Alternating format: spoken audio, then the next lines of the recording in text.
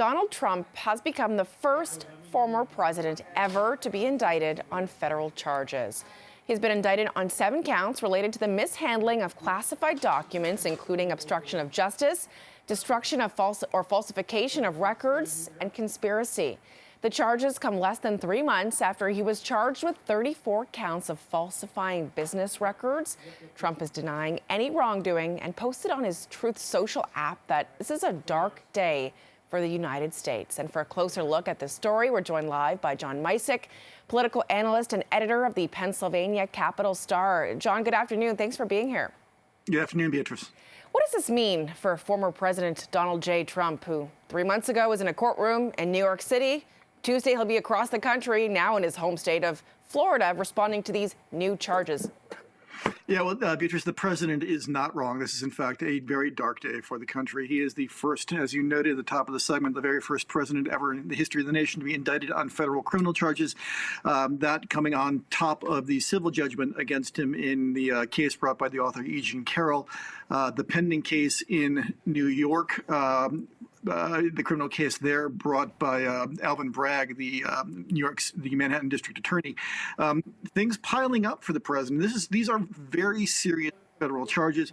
He's charged with violating the Espionage Act. If he's found guilty, he could face hefty jail time.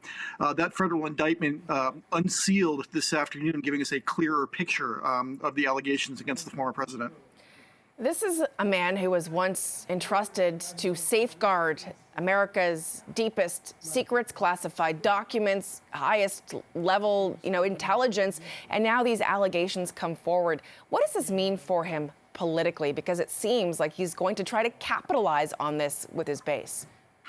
Yeah, I mean, it's kind of hard to overstate if these charges are proven in court. And again, the president, like every other American, is presumed innocent until proven guilty. But the indictment indicating that he stored these records in a bathroom, in a bedroom, and in a ballroom, may have even shown them to people, the 2 individuals where he showed them off.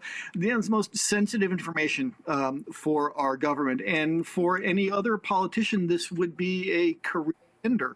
The president right now is seeking the Republican nomination for president of the United States again. He will be able to continue to run and campaign while these cases unspool.